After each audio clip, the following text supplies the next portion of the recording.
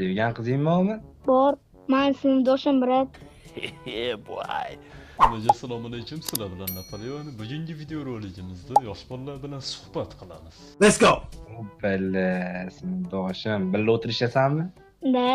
Nimalar qilishasan maktabda sevganing? Birinchi marta ikkinchi 8-martda bitta sovg'a berdim. Keyin qulog'imda Rahmat jonim dedi.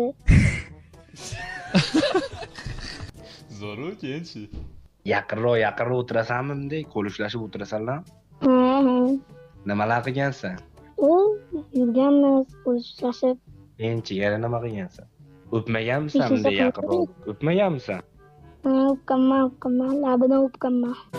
Oh my god. Uylariga borib turasanmi? Mo'min?